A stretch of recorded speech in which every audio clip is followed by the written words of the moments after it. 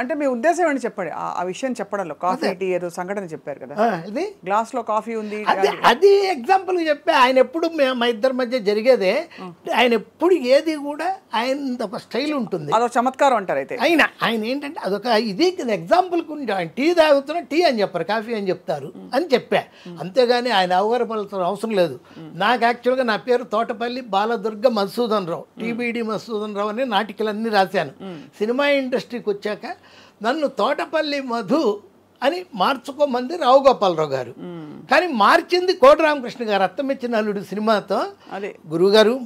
రామకృష్ణ అంటే ఏ బిల్డప్ ఉండదండి కోడి రామకృష్ణ అంటేనే బిల్డప్ అలాగే మధు ఏముందండి తోటపల్లి మధు పెట్టుకోవడానికి పెట్టింది ఆయన నాకు 20 సినిమాలు రాశాను మేము ఇద్దరు మోర్ ఫ్రెండ్స్ చాలా క్లోజెస్ట్ ఫ్రెండ్స్ మేము అందరికీ తెలుసు అది ఇండస్ట్రీలో తెలిసిన వాళ్ళందరికీ తెలుసు ఆయన మీద నేను ఎందుకు నాకేంటి నేను నా అనుభవాలు చెప్పమని మీరు పిలిచారు నేనేంటంటే అది ఇంటర్వ్యూ కాదు ఇంటర్వ్యూ నా అనుభవాలు చెబుతూ ఆ ఫ్లోలో నన్ను ఎంతో బాగా చూసుకునేవాళ్ళు అని అందరికీ జనరేషన్ తెలియని విషయమైన 95లో స్టార్ట్ చేసిన వాళ్ళు ఈటీవీ వాళ్ళ శాంతినికేతన్ రాశాను అప్పుడు నాకు రాత్రి దాకా సిట్టింగ్లు ఉండేవి అర్ధరాత్రి వెళ్ళేవాడిని 9:30కి సవేరా హోటల్ స్విమ్మింగ్ పూల్ పక్కన మేము కూర్చొని డిస్కస్ చేసేవాళ్ళం అక్కడ ఎవరో డ్రింక్ చేశారు నన్ను అసలు చెప్పనే లేదు మేడం గారి గురించి అస్సలు చెప్పను ఆవిడ సంగతి నాకు తెలుసు ఆవిడేంటంటే లీడర్స్ మార్క్ అంటారు అది పెట్టుకొని ఉంటారు ఎప్పుడు జయసుధ గారు అంటే మామూలుగా మాకు అభిమానం కాదు వీరాభిమానం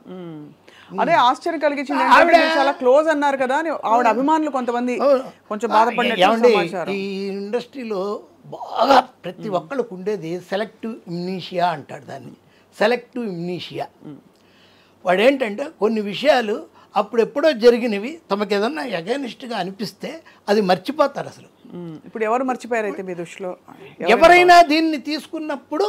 దాన్ని తప్పుగా తీసుకుని వాళ్ళు ఆ రోజుల్లో నేను ఎలా ఉన్నాను ఎవరితో ఉన్నాను ఏం చేశాను అనే విషయాల్ని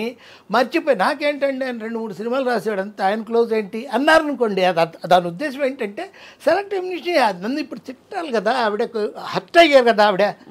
దానికి నేను 1000 క్షమాపణలు చెప్తున్నాను ఆవిడకే కాదు నేను జయసుధ గారికి ముఖ్యంగా చెప్తున్నాను 1000 క్షమాపణలు ఆవిడ అభిమానులకి ఆవిడ కుటుంబ సభ్యులకి వాళ్ళ కుటుంబ సభ్యుల్లో ఒకడినైనా నాకు కూడా నేను క్షమాపణ చెప్పుకుంటున్నాను అలాగే ఇంకొకటి చెప్తున్నాను నేను యాక్చువల్గా చెప్పాలంటే మేడంకి జయసుధ గారు మీకు నమస్కారం మన ఇది అంత ట్రావెలింగ్ అంతా మీరు మర్చిపోయి నేను మర్చిపోను నేనే తప్పు చేయలేదు ఏ తప్పు చెప్పలేదు అయినా సరే నన్ను క్షమించండి సార్ అంటే నిజంగా సార్ అంటే మా ఉద్దేశం కూడా ఇంటర్వ్యూ చేసినప్పుడు ఇప్పుడు మీరు షిరిడి సాయి మహత్యం లాంటి సినిమాలు రాశారు ఆ సాయి కొన్ని వాక్యాలు మీరు చెప్తూ ఉంటే చాలా ఆ డైలాగ్స్ అది కూడా మీరు డిక్టేషన్ ఇచ్చి రాయించారని వివర్ ఆల్ అరే భలే వెరైటీగా ఉందే మీ స్టైల్ ఆఫ్ ఫంక్షనింగ్ అని అనుకున్నాం రెండోది మీరు ఇండస్ట్రీ వ్యక్తి అయి ఉండి మీ సమకాలీకులు మీరు పనిచేసిన పెద్ద పెద్ద వాళ్ళ గురించి మీరే ఓపెన్ గా చెప్తున్నప్పుడు కష్టం వస్తే మీకు వస్తుంది అయినా మీరు చెప్తున్నారు అంటే మేమేమనుకుంటాం ఆబ్వియస్లీ మీ ఇంటర్ప్రిటేషన్ లేకపోతే మీరు అన్నట్టుగా నిజంగా మీరు చెప్పే విధానంలో బహుశా అవును కొంతమంది అన్నారు ఆయన నోరు అలా అంత ఫ్రీగా ఆయన మా ఇష్టం వచ్చినట్టు మాట్లాడేస్తుంటే అది ఎలా మీరు ఒప్పుకుంటారు ఏంటి ఆయన నోటికి వచ్చినట్టు ఇలా ఇష్టం వచ్చినట్టు మాట్లాడేస్తుంటే ఎందుకు అలా ఒప్పుకుంటారు వచ్చినట్టు ఏం మాట్లాడలేదే నా పరిధిలోనే మాట్లాడాను ఎవరి గురించి మాట్లాడతారు